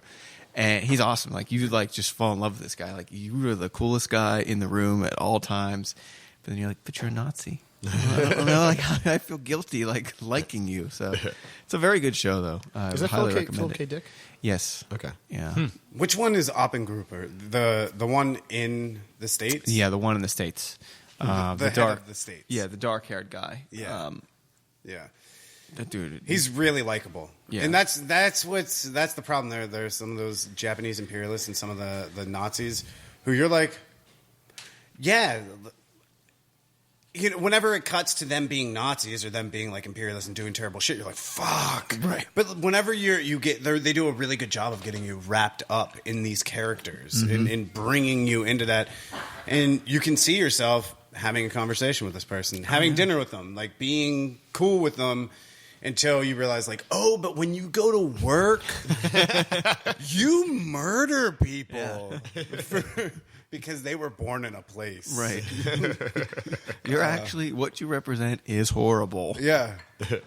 But I mean, you are really interesting. You like fishing. That's yeah, cool. he likes fishing and like he's like a family man and like he never gets riled up. Like even when he's mad, he's calm. And like that's what's scary about him, I think. Like he's so composed at all times. But the one thing I find really interesting is Hitler is the person keeping, the world safe right now because once he dies, they're going to go to war, and both sides understand that. And that even like blows your mind even further because you're like, that guy's terrible. But he's the one. He's the glue right now. Wow, That's so weird because I think that, like, I can't remember how long ago it was, but I think that we talked about that before. Where like I would not ever want to trade places with a late teens German kid in like earlier mid 1930s. Oh man! Oh boy! Like their own economic depression and stuff. Like, how many jobs do you think those people had available to them other than becoming a Nazi soldier? Hitler Youth. Sign up. Yeah, and how cognizant of the big picture. I mean, I don't know. I mean, then again, like I don't want to sound like I'm making excuses, but it's just like we're getting close to excuses territory. No, it's not. But it's just like at the same time, like man, that's like there's a lot to that. It's like what would make you vote for somebody who said some like outright racist shit on a national public debate? I don't know. He looks like a Cheeto. Yeah, who looks like a Cheeto? Yeah. Yeah. Well, but that's this is people are voting for Cheetos, racist Cheetos. when there's the Hashtag racist Cheetos. people are voting for racist Cheetos at a time where everyone's aware that the Cheetos are racist. But there was a time when you weren't necessarily entirely aware of how racist the Cheetos were. Oh, of course, yeah. How do you know that? I mean, presumably, with the absence of the internet, Right. in Twitter and social media that really disseminates this information really quickly. People probably didn't understand the entirety or the spectrum. And you think they do now? That's a good point. That's fair, because I guess that's the question we have to ask: is do they understand and still conduct themselves the way they do, or do they just not understand? One is saying these people are just shitheads. The other one's saying, well, they're just misinformed. Right. It's impossible to inform them because they don't have the capacity for information. Right. Yeah. That ultimately falls upon our educational system. Well, yeah. Now we're getting People are down uneducated. a slippery slope. That's Just Rick, I feel like you're about to say something. Yeah. Oh no! You had this brilliant look on your face. I was like, drop some wisdom on us. let it out. It's okay. the last time the last time there was a podcast and this sort of thing started happening, I remember Rick didn't say anything, which was, probably for the better because somebody else said a lot of stuff. That was Rick was drinking cool partners? as a cucumber. I'll tell you. Speaking of respect for that, by the way, because I don't even know what I would have done if I was on in that particular situation. Man, that was rough. Rick's a boss. I will John's ask about boss. that later off the air. Yeah, we'll talk about that. Yeah, later. we'll talk about it later. When we post this, can we just post it with a picture of just a swastika of Cheetos? That's what I want. No. We can't do that. No. Terrible But idea. maybe we put like a no slash through it. Because if anybody has listened to the podcast this long, far more people are going to see our Instagram and social media accounts than they will have listened to it, an hour 20 in. and then just, what the hell, guys? Yeah. Maybe that'll draw them in. But if it's a Cheetos swastika with an X through it, they're gonna be like, wait, what? What the hell does that mean? Even in context, it doesn't mean make any anything. sense. Yeah. Holy So shit! are snack foods Nazis? So if you saw that and you're listening now, we don't have any further explanation. No further light to shed on this. Yeah, we're sorry about that No, one. we can't do that. So Man in the High Castle. Thank you, Dan. Yeah. That's Yeah. a great show. I like where that one went. I finished the second season. Oh yeah. Yeah. Great. Man, I was on it. Yeah, incredible. Third season, it's going to be fantastic. The problem is you find yourself, there's a couple moments where you find yourself I found myself, I should say, really liking this one, that big head Nazi guy, because he doesn't talk about anything. He's talking about family, he's talking about his son, he's talking about love, he's talking about, doing what you need to do. And then out of nowhere, like a blindside, like a sucker punch, he's like, because we have to do this for the master race. And you're like, oh, fuck, you're still Nazi. You're still Nazi. I really liked you. I almost forgot. I really liked you. Almost forgot. He's even better than Obergruppenführer. When I was watching season 2 like a dummy, I saw a little bit of him. The one guy's dad, right? Yeah. Like he unveiled his plan to vegetate Egypt and stuff. I'm like, Right. This guy's pretty cool. But then he always would go back to it's for the master race. And you're like, oh yeah, you're so close. But then you go there and it's ruined. You ruined it. I guess I'll have to watch this show. Man, yeah, it's you incredible. should. You should. I'm gonna go get the book too. I think this week. 'Cause- Is it just one book? Yeah, Is this entire series based on... Yeah, one I hear book? it's very different. The book's very different, and a lot of the characters were created for the show to, accelerate the plot and things like that. But It's tough, man. It was tough for me to get through because I was finishing up that for what Jin's doing for me. I finished that up and then immediately transitioned into OA or the OA. Oh, the OA, yeah. I just started that last night. Me too. I just started it a couple days ago. Nice. And Sorry. so I compared it to the feeling that you get. Whoever, it's okay, it's good. Whoever at the table has read The Road. right. For me, reading The Road was one of the most difficult books to get through because it not difficult. Like I read it quickly, but was just such a visceral experience. I felt the cold, I felt the distress, I felt all of it. The loss of hope, or trying to maintain some hope in what is a pretty much hopeless situation. The OA does exactly that. Only it's over the course of 8 episodes that are each an hour. And everybody here, with the exception of Rick, knows, like, when I get into a TV show, I will bang it out in, just a week, couple weeks. Like, I'll invest all my TV watching time into that show. This, there's only 8 episodes. I'm at 7. And dude, like, I can't. Like, I sit down to, like, turn it on, and I'm like, no, fucking, Always Sunny has a new season on Netflix. So I'm gonna watch a couple episodes of Always Sunny. Feel better. Yeah, it's tough, man. It's tough, but to its credit, it's really good. If you want to be moved, it's not a passive sort of watching experience. Like, it's going to elicit responses. It's going to demand. What does OA stand for?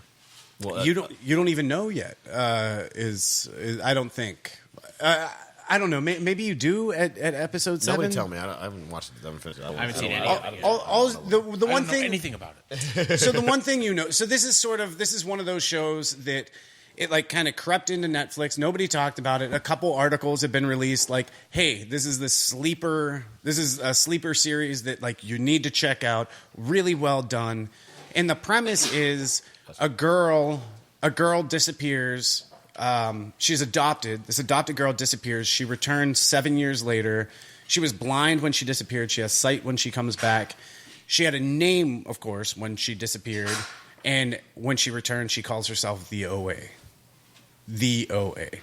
And so establishing that as a plot, but this is a story of, like, perseverance and finding, like, purpose to live, not unlike what a lot of these people in The Man in the High Castle are experiencing, or the people who are in the internment camps or whatever, being in the worst of situations and still finding reason and purpose and connection. And it's fucking incredible.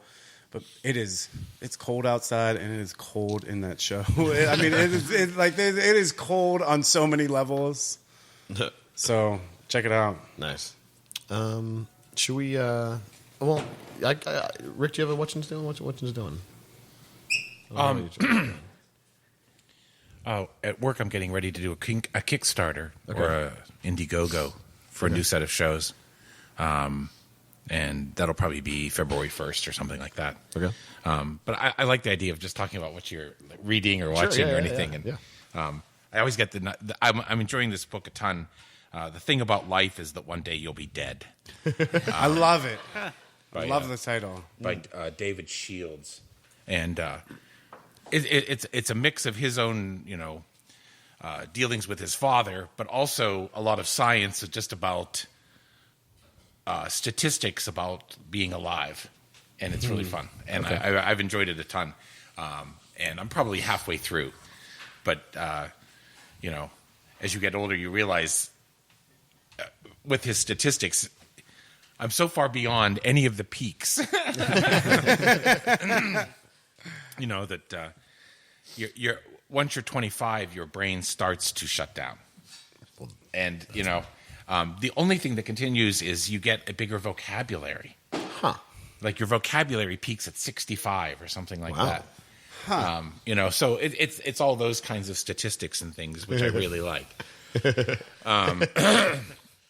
So how is he relating that back to his relationship because with his father? His father's very old. And, got you. His father's still alive. His father is still alive, and his father still, thinks of himself. I said, I myself, getting older, the one thing you realize, I think, as you get older is no one thinks of themselves as old. Oh, yeah. Yeah. It's just inconceivable. Yeah. And so, but inevitable. Yeah. And so that's why it just, everyone thinks of themselves at some sort of golden point, end of high school, college years, Right. Late 20s. Yeah. And you stay the same way. I mean, because I know I've thought about it. I think I often think that I became myself like at the end of 7th grade or into 8th grade. Yeah. That's when I know that, I think I'm still that person. Yeah. I don't know what I was before that. But, That's funny. So you feel like you've been like that was like where your personality Yeah. sort of came together was after 7th grade and 8th grade. Coalesced. yeah. That's really Does cool. it seem young or old? No, it seems young to me. Yeah, because yeah, me I feel like I feel like for me personally, like I didn't come into who I really am until I was in my like early 30s, like a few years ago. Like Well, I mean, I think confidence builds and things like that. But, as far as just like being me, Right. yeah. that's what I look to. Junior high.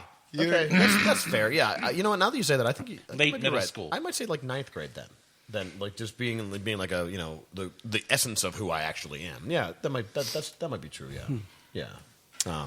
Not like who I am as an adult, but like who I am like kind of in the essence in the smallest form I could be. Like. I mean, but it makes sense for you, Rick, that you would have at least in my what I know about you, the things that we've talked about briefly, that you would have known at that age because immediately you got into high school and you started this. I mean, essentially, like the early stages, like your jobs were stepping stones to this career that people love you for. Yeah, but I don't think that was on purpose at the time. That was just luck. No, but I don't think it wasn't. Yeah, it couldn't have been on purpose. You couldn't have been like known like one day I will be Rick Sebak and all of I will be endeared by millions for like the comfort and the nostalgia and the interest that I One day I someone bring will to them. brew a coffee with my name. This one day.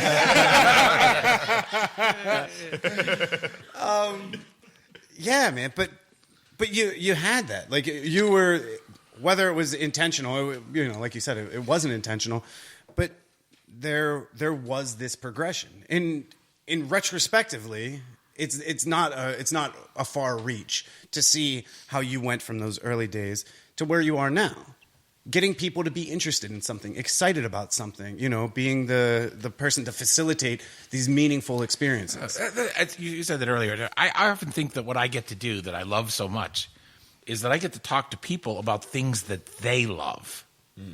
That I mean, ideally when you're doing no matter what the topic is, whether it's hot dogs or cemeteries or, funny buildings or anything, you need to find the person who loves that. And and talk with a passion about it, and so that's what I get to do, and the challenge is finding that person. No, I could give you another perspective from my perspective. I remember so many nights in college when I still don't have cable, but I watched a bunch of QED, and it would be late at night, and I would be having those dark nights of the soul, and I would turn on QED, and one of your documentaries would be on, and I became interested in things. I became interested in things because of how you presented it and the people that you interacted with, and it brought me this intense comfort whenever I'm having, laying on the couch, can't sleep, smoking a cigarette, just totally a wreck, existential crises abound. And you come on. T-shirt that says I cut one of them. Yes. Right. And you come on and introduce me to something and introduce me to people that, like, I still, if I'm having a rough day and one of your specials come on, or I can find one of your specials and I can watch them, it anchors me right back to that place of comfort and interest. Well, that's very nice. Thank you. No, but I'm serious. It's the truth. It's really nice to hear someone say that. It's the truth, and I can tell you that I'm not unique. In my experience, talking to other people, you have done the same thing to them. You bring them so much comfort and love and warmth, and you do so using topics and areas that people might or probably wouldn't be interested in. You know, we often say that. Yeah, we try to find things that people might overlook. Yeah. and you do, and you do, and I was just talking to somebody yesterday when we shot hot dogs. I did a show about hot dogs for PBS. I got sucked into that the other day, by the way. Case in point. I was like, God damn we it. shot 2 shows at the same time: Great Old Amusement Parks and a hot dog program. And the crew was unanimous in saying no one will watch the hot dog program, but Great Old Amusement Parks is going to be huge.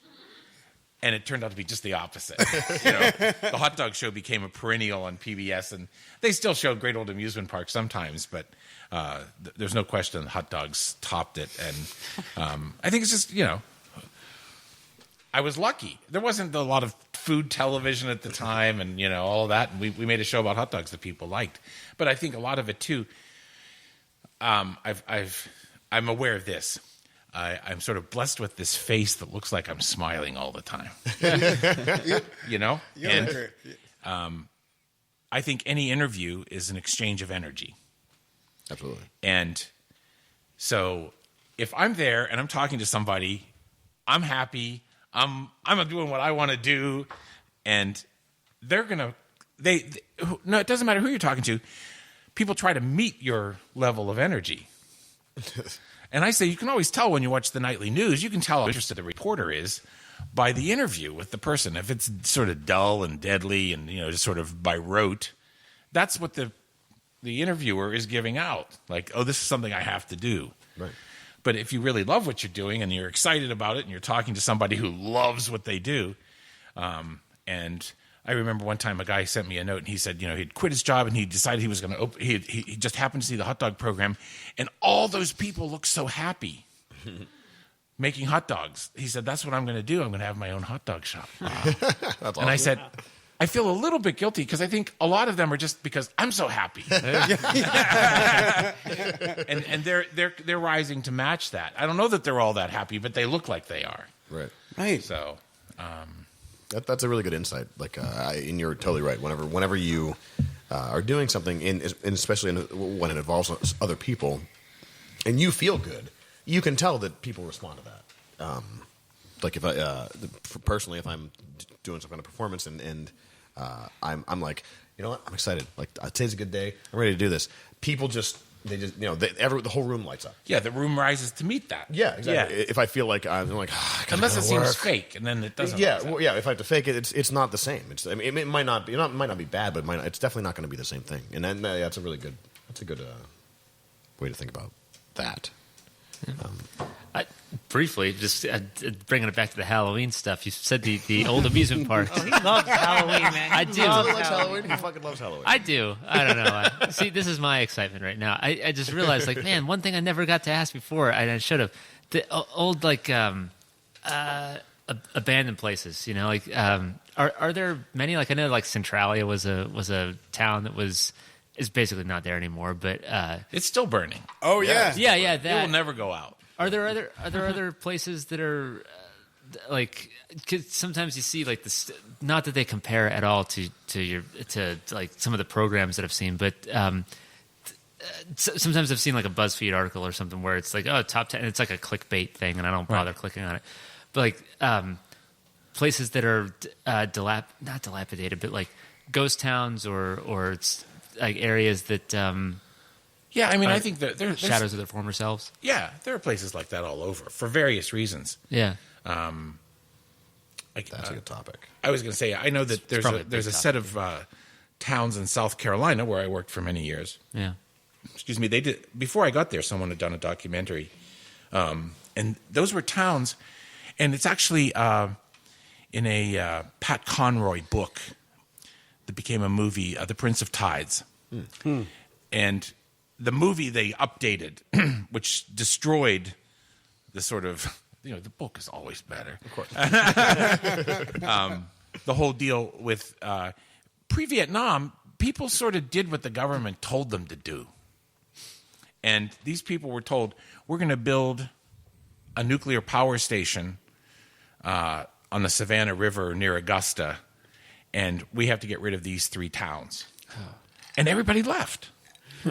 They voluntarily left. And in the book, The Prince of Tides, the Prince of Tides, the character who's called the Prince of Tides, he wanted to stay in his town, and he sort of fought the government until they got rid of him. And he's like the brother of one of the other characters.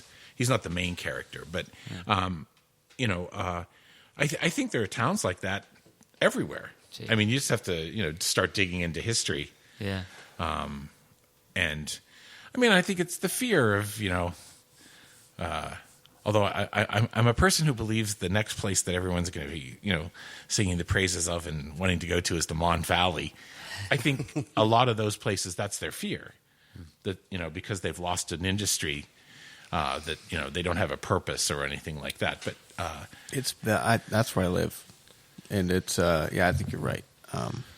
It's such a strange area. Like there are pockets that are very nice, and then you go down to like the city, and it's totally run down on one block, and then you go up the next block, and there's new businesses and things. It's very strange. Like it's kind of sad in a sense, and then another sense there's a little bit of hope too. Well, right down the hill from here. I mean, they're building all that new stuff. And, There's a lot of development going on down the hill. Which I always think it's funny when you hear about people complaining on the South Side about people on Saturday nights. And stuff. And I said, like, wait a minute, there are 1,000 little towns that would kill for a little bit of that life. Don't get me started on that part.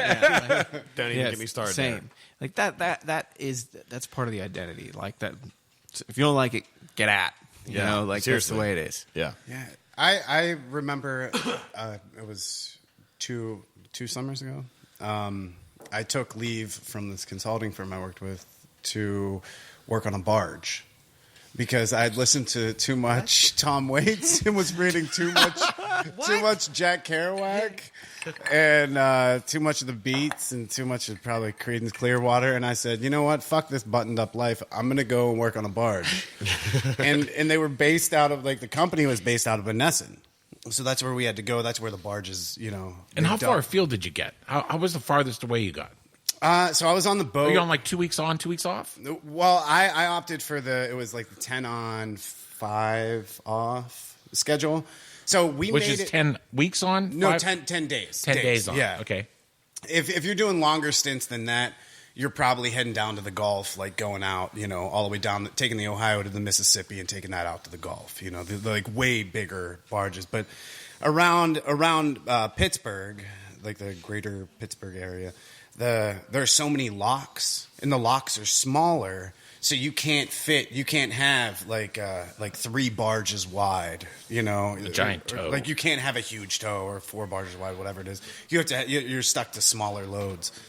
And man, I was like, I had to spend a significant amount of time in Monessen as we did training, and we were at the office, and there's definitely this intense, weird energy. And as you're moving down through what is essentially the remnants of the steel industry, the coal mines, you have the coke mine or whatever they were making coke plants, and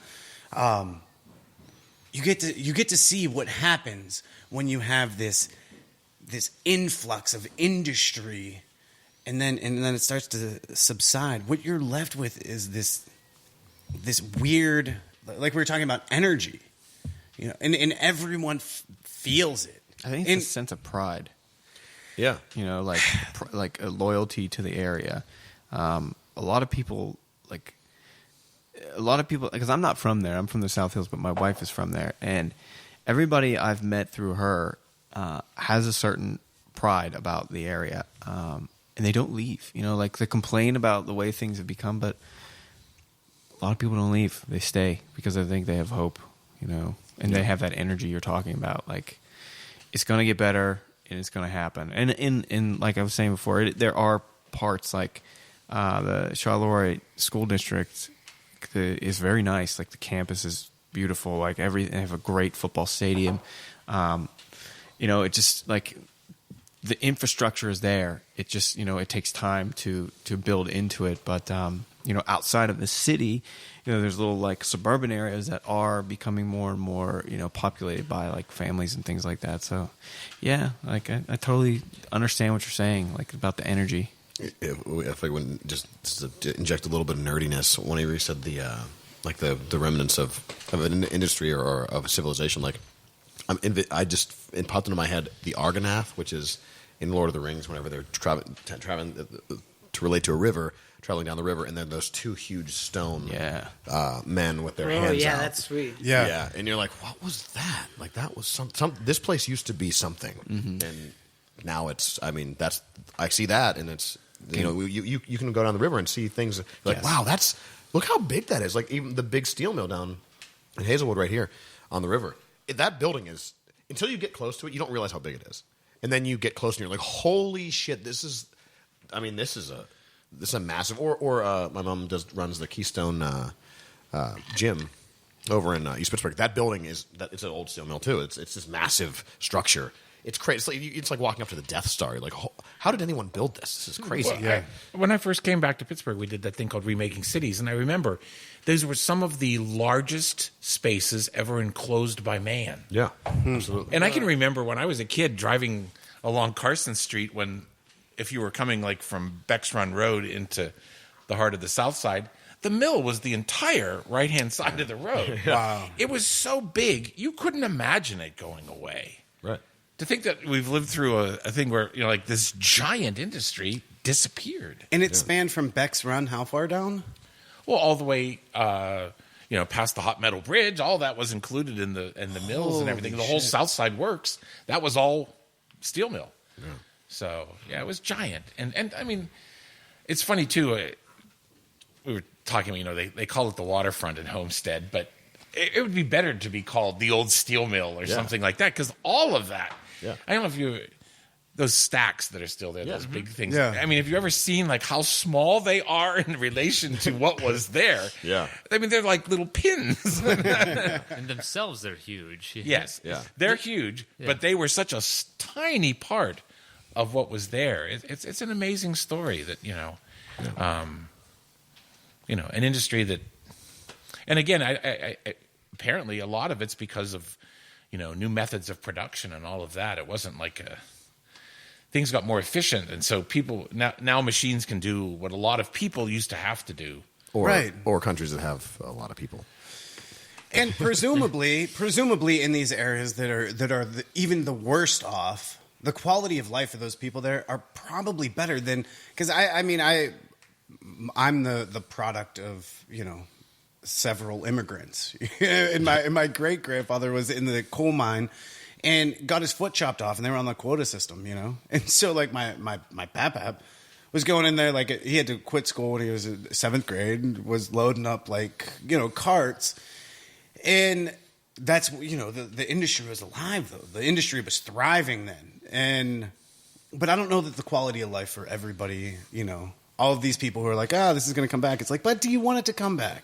Do you want it to? Do you want to be, a mile underneath the earth, or, into the earth? Do we want the sky to be black all the time? Right. No, we don't want that. Yeah.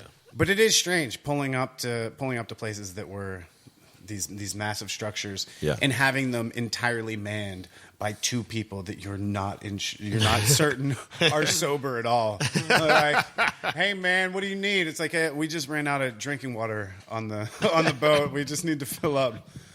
Y'all got any hot dog buns? It's like, I'll call down. It's like, do we have any hot dog buns on the ship? Like, no, we don't have shit. We only have enough food to get back. Fuck these guys. We need drinking water. Just tell them we need drink.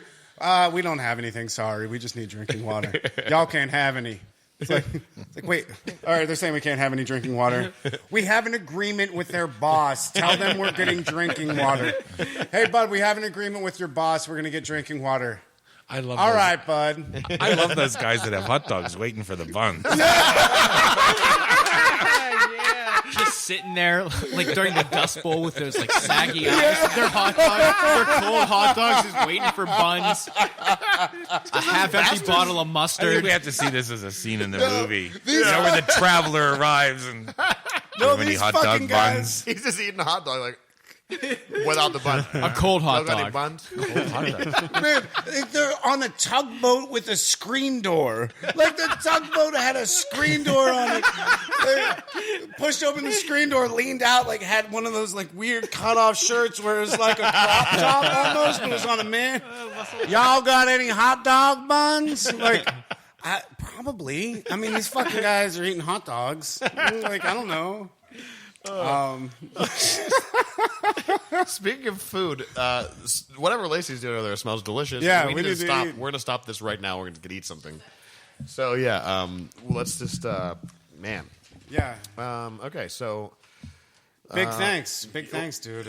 I thought we were going to talk Yeah. about comic books. We are. We are. We are. We got to take all a that break. reading for We nothing. got to take a break. I think everybody needs some food. Is this like the endless podcast? Yeah. It goes on forever. It goes on for a long Nobody listens Black to this. hole. Yeah. Well, anyway, we'll cover the. We just need to take a short. We'll take the short break. So, thanks for listening to this episode. I guess you can find us at grownuphumans.com, epicastnetwork.com/grownuphumans, iTunes, Stitcher, Libsyn, Facebook, YouTube, SoundCloud, Grown Up Human Comic People, Twitter, Tumblr, Instagram at Grown Up Humans. Rick was on this episode. Thanks to Rick. Hopefully, remember that he's going to do a Kickstarter or a GoFundMe. An for the next- Indiegogo or something. Indiegogo, yeah, for the next project.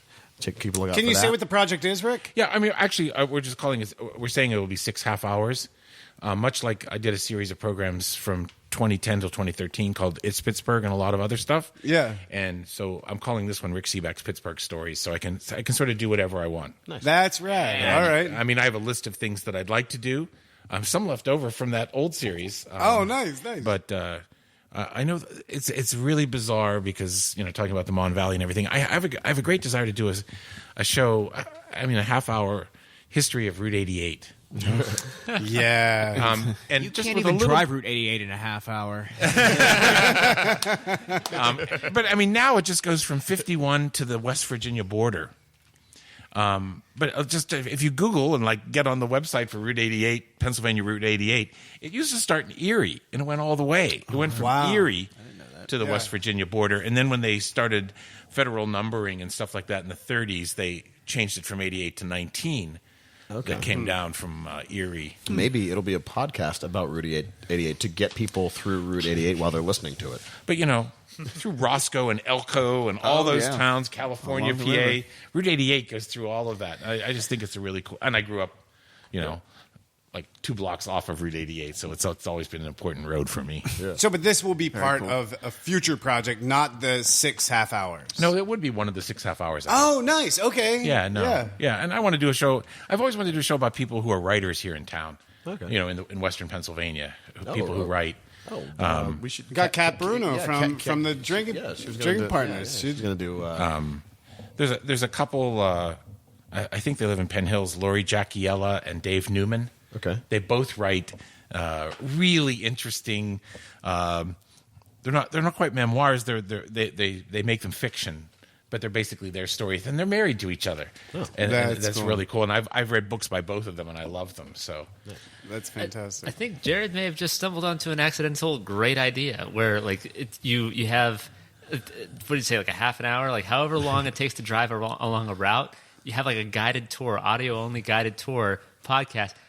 We call it podcast, whatever, but you just say, oh, and on your left-hand side, you should be coming up, shortly on this site where, et cetera, as you're driving. Yeah. No.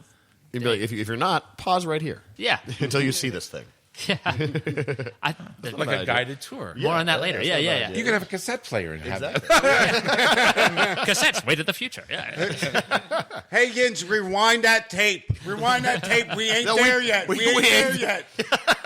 You're snoozing on a switch. We passed that 5 minutes ago. God damn it, if I have to look down at this radio one more time, I swear to God, we'll stop. Rick's talking about something we haven't got to yet. Yins ain't got no class. No class. All right. I'm just going to go around the table one more time. I'll end with Rick. Everybody say goodbye. Dan, Come down to the shop, see me. Chris, Goodbye. J-Man, See ya. Greg, Later on. Danny. Pancakes at your mom's house. I'm Jared. And Rick, want to say goodbye? Thank you for letting me be part of this. Absolutely. Well, we're not done yet. So. Okay. Yeah, and big thanks got to Zeke's Am I Coffee going to tune in for Pittsburgh the second also. part? Yeah. If you want. It's dude. up, yeah. This is no commitment. That's Grownup People, Comic People. Hit that music, J-Man. And what is proficiency? Grownup Comic People!